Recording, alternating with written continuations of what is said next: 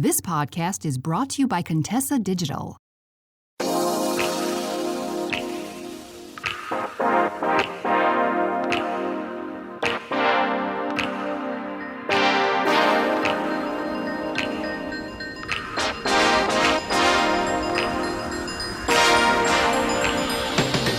am a formerly fat kid, and I need to confess something to you. So, if this is your first time listening to me, welcome to Confidently Cherished. My name is Keshia Rice. I am a dating coach who helps successful women learn how to unlearn the unhealthy patterns that keep them stuck in terrible relationships, romantic ones particularly, but also family, friends, coworkers, clients, etc. And again, I am also a former fat kid. And when I say that, I mean that I am a millennial. So I grew up in the age of it being socially acceptable to put young kids and teenagers on diets.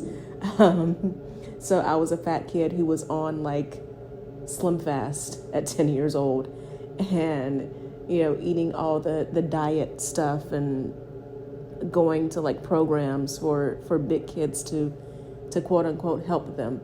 And I'm not blaming my parents for that. Again, at the time, socially acceptable. But I need to tell you something about that time in my life because I really think that it's going to help you better understand why you may be in unhealthy relationships right now. So, and also, I don't know if you can hear the beeping right now. I'm very sorry. Recording this from the doctor, dealing with an infection. I'm fine. But again, you may hear some beeping in the background because you know how medical facilities are. But anyways, back when I was at the height of my fat kidness, right? I kept doing all of these things to change my mindset to make me a skinnier person. Because even back then, I did not know what mindset was or really understand, the whole self-development world. But intuitively, I got the concept, right? After all, I was reading the packages on all that diet food about how I just needed more motivation and determination and I could lose the weight. I was doing all of those workout videos, which again, if you are a millennial, like I am so sorry because we grew up in a messed up time where there were like workout videos aimed at helping little girls lose weight. I remember doing a Barbie workout video and I feel like that should not have been like the priority at that time. But anyways, I was watching these workout videos and they were so big on motivation. You can do it. You just need a little bit more discipline. Everything will be all right if you just push yourself harder. And I believed that. I believed it so hard. And I kept telling myself, okay, I just need to change myself, right? I need to believe in myself more. And if I believe in myself more, then everything will be okay. I will lose the weight. Again, this was like my middle school years. So, I was starting to have crushes on boys. I was starting to think forward to high school. And, I had all these fantasies about how, of course, I was going to lose the weight and suddenly be cute and I'd have my first boyfriend. And when I'd start high school, I'd be, hanging out with the popular kids and I'd be doing all these different things that, in a way they actually sort of did work out for me, but not in any way that I'd actually planned. And we can talk about that later in another episode. But here's what ended up happening. I kept getting with people who also said that they wanted to lose weight, which again, messed up millennial generation. I was 10 years old, 12 years old, 14, talking to grown women about how I was so fat and I needed to lose weight. And the response that I was getting was not, oh, honey, you're beautiful. Learn to love your body. It's okay. It was always, yeah, I'm fat too. Let's work out together. I can help you out. So, over the years, there were plenty of situations where I was working out with a friend of mine who, yes, was also overweight, and then the friend's mother who was also overweight. And I kept ending up in situations that when I look back on them today are just highly ridiculous. So one that I can think of is there was this woman at my church, and she was talking about how she wanted to work out. Her daughter was talking about how she wanted to work out. And I said I wanted to work out. So she asked my mom if I could hang out with them twice a week when they worked out. And my mom said, sure, it's fine. Seems healthy to me. And we would go. There was a high school near her house. So we would walk around the track for an hour each time, twice a week. And, walking is a great form of exercise, very healthy, nothing wrong with that. The problem is we would leave from this workout, go back to her house, and she would fix us the world's biggest ice cream sundaes. I kid you not. These things were humongous. And it was always a treat. Excuse me, I had to take some water. But it was always a quote unquote treat because we did so much hard work. Now, if you know anything about diet and exercise, you already know. Those ice cream sundaes blew way past any calories that we may have worked off while we were walking. But, it made her feel better. It made her daughter feel better. They swore they were doing something good. And again, even though I was young at the time, after a while, I was just like, this is not working for me. I ended up just bailing on working out with them. I did legit find like some after school activities and then told them that I could no longer work out with them because, my school schedule was conflicting. But yeah. And I think of other stories that are very similar. Even cases where I was working out with, again, the mom of a friend or with some older woman that I knew. So maybe she went to my church, maybe she was a family friend, something like that. And again, my parents were always fine with this because they're like, okay, she's spending time with a woman who can be like a mentor to her, who's a good person, like they know her from church or she's been in the family forever, whatever. So they didn't have any qualms about it. But like, I can remember more than once being in situations like that where I started to have some success and I was losing some weight. And then I would get just kind of shady comments about how I was bringing them down because I was losing weight and they weren't, or how it wasn't fair because I was younger and had better genes. And I obviously wasn't working harder than them, even though I was losing weight and they weren't. Just like a lot of negativity. I also had situations where I was spending time with women who were doing very unhealthy things. Again, hello, I ended up drinking Slim Fast shakes at like 10 years old. So, all of these things happen. And I was thinking about it the other day, and I recognized, this is one of the reasons why so many women end up in unhealthy dating relationships, romantic relationships, because there is all this content on social media that is talking about you need to level up, right?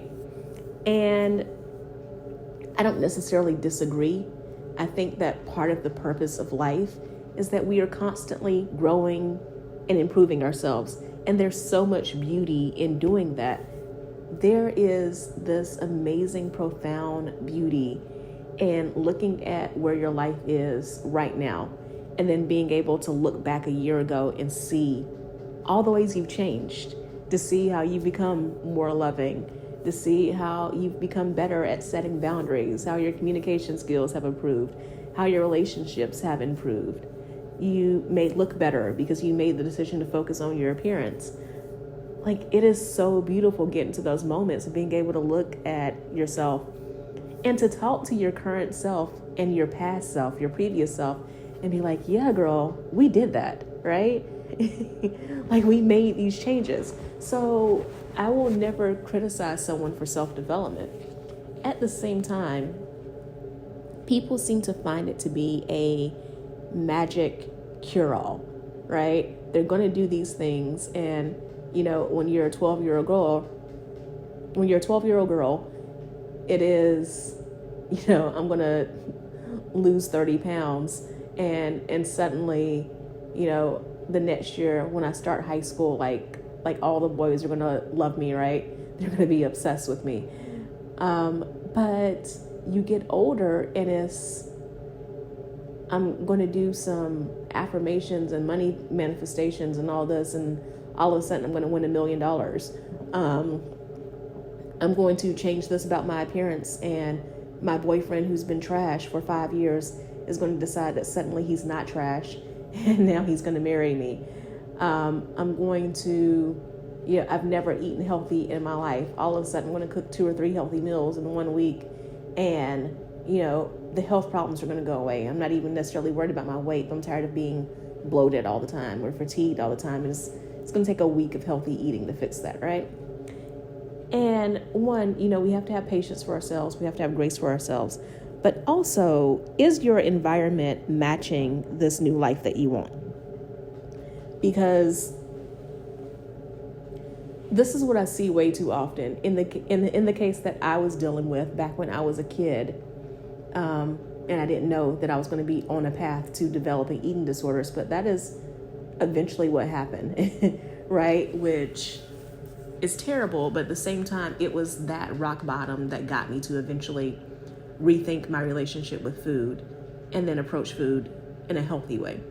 But what I didn't know at the time was that I was doing the stuff, the inner work on myself, the personal work, to recognize what my unhealthy eating patterns were, to recognize how I developed them.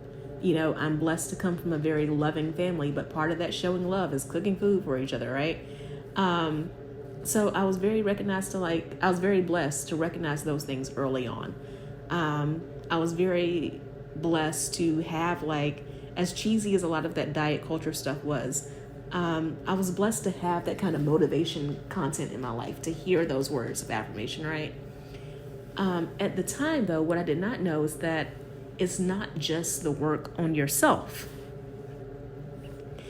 It is also the work on your environment. This is where it comes in that you start to grow and change and develop, and people will start saying, you've changed, you've gotten so bougie, you think you're better than us. And no, it's not that you think that you're better than other people, but yes, I have definitely been in situations where a lifestyle that I lived at one point in my life made me a good fit to be around certain people. And now that my lifestyle has changed, our lifestyles are no longer aligned. So yes, I'm going to spend less time with them because, again, there's no longer a fit there. That's not personal to me or to them. And if you really understand how this personal development thing goes, if you are also dealing with someone who is committed to improving their lives, and they really are, they're not just saying it for clout on social media. Sorry about that, guys. If you heard that bang, sorry. But if they're not just saying that for clout on social media, then you will start to recognize in your life a lot of cyclical things happening with certain people in your life, right? So there are some people who truly only come into your life for a season. They're not meant to be there past that season, and you have to learn to let them go. There are also people, and I've had this happen to me a couple of times, where we were both committed to living better lives than the lives that we were living.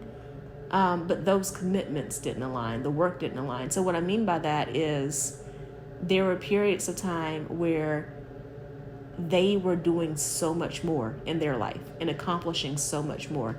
And looking back now, I can say that admittedly I was dead weight, right? So they had to separate from me for a time. And then certain things come along where, situations change. We spent some time apart. We end up reconnecting, coming back together. And it's a fit again because in that time, I've been able to improve my life. and do better, have a better attitude, communicate better. And then we get to a point where I'm the one who's ahead, and even when you're happy for your friends and people that you love, don't let anybody lie to you. Like, moments of like jealousy can happen. And sometimes when we have those moments, it's good to recognize that jealousy is just pointing you to what it is that you want in life, and that it's not personal, and that you take that moment to step back and be like, okay, this has nothing to do with the person that I'm jealous of. It's just a matter of my life is not where it needs to be for me to be content and happy right now. So what is it from their life that I'm observing that I feel like I need? But even after you do that, sometimes you may still have to take some time away from the person. And sometimes people have to take time away from you, and you have to learn in this life not to take that personally. So again, I've had situations where, I've had friends, we've had to take these periods apart from each other where we were each doing our own thing, and we were able to come back and make it work. And, in some of those cases, we did this back and forth for years, and then eventually came to a place where we could both, we had started out years ago as legitimate friends on the same level, going through this journey together, and then had these periods, various periods, multiple ones, where we had to kind of split apart. And now we're at a place where we're finally able to be around each other, like, all the time again. But it took some time to get there. So the point I'm making is we really have to check our environments.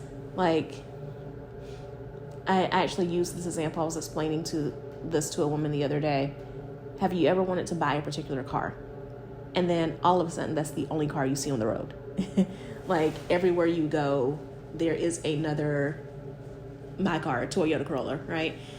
And it's not that people just suddenly started buying that car everywhere they went, right? But your brain is focused on it.